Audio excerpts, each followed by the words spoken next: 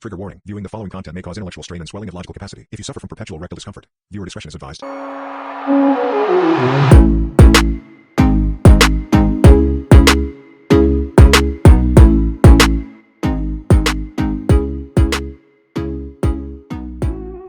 Hello everyone and welcome back. Thank you for joining today's conversation.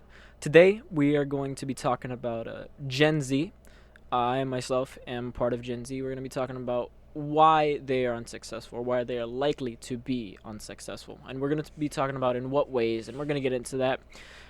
Today I'm here with my father, and we're just going to be getting into the details of it. So I'll start first, I think a big role in why Gen Z is likely to be unsuccessful and why they already are is social media, and I point at TikTok largely.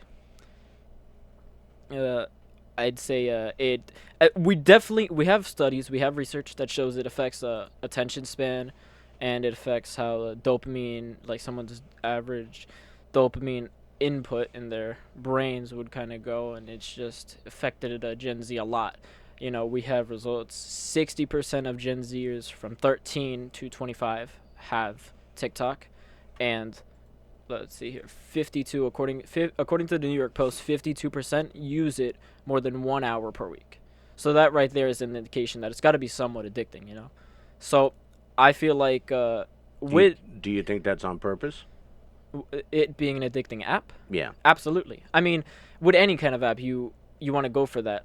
If you want it to be successful, I feel like it's fair to say, as a business, you want whatever you put out to be as addicting and as consuming as possible to make the most profit. Now, in the sense of TikTok, I would say it's kind of gross how they do it, because of the things they allow on their websites and things that are posted to young children.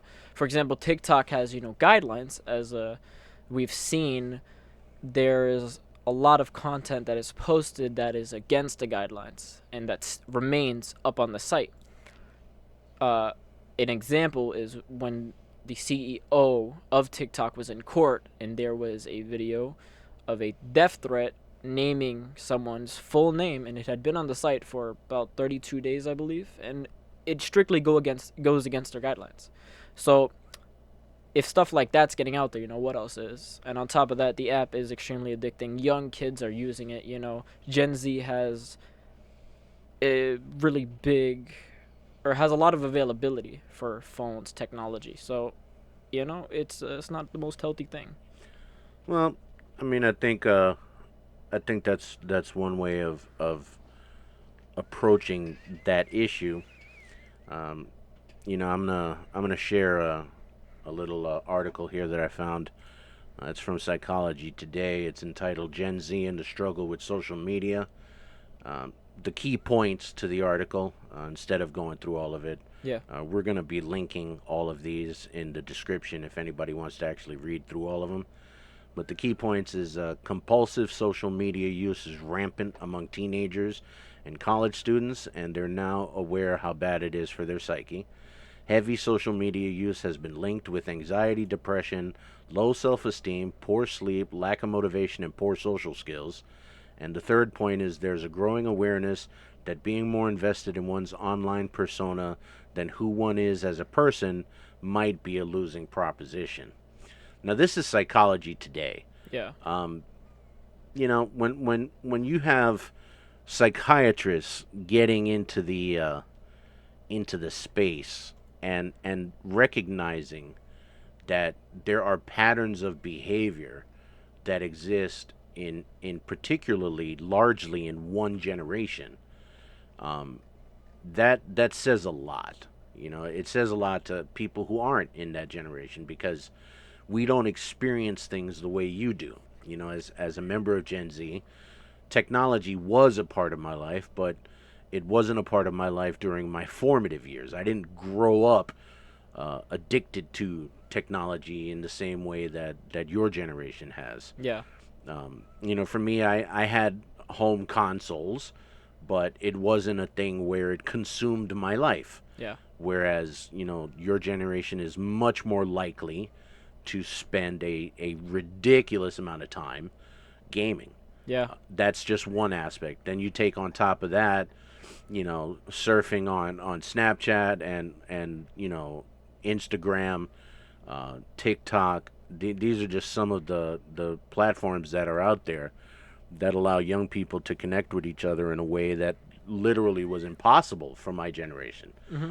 You know, we actually had these things called home telephones, and they were mounted on the wall, Yeah. and you would actually have to pick it up, and it was connected by a cable, and you would dial an actual phone I number. know what a telephone is, alright? Well, for the members of your generation who may be listening who don't know what an actual telephone is, I thought I would just describe that in a little better detail. Well, actually, that's been a bit of a trend within the past year, I'd say, is switching from a smartphone to a flip phone. People are trying to, Gen Z is trying to kind of bring that back. Yeah, what they're trying to pass off as a flip phone is never, ever, ever going to match the Motorola Razr, which was the first flip phone. I mean, you could literally assault somebody with that phone and it would still work. You try that with a Samsung Fold, and your $1,500 phone is garbage because the screen just disintegrated. Yeah, no, it's not the same. It's not the same at all. But getting back to the issues with Gen Z, I think that social issues are definitely high up there, and it's gone so far where, and I'm going to share again another document. This one is from the National Institutes of Health, and some of the supporting documents were provided by the National Library of Medicine. This was a study done where they more or less confirmed social media use is causing depression Yeah. among adolescents, and the abstract, which basically is a summary, they pretty definitively state there have been increases in adolescent depression and suicidal behavior over the last 2 decades that coincide with the advent of social media, and then they, in parentheses, platforms that allow communication via digital media, as if they needed to explain that. But they also clarify that's widely used among adolescents.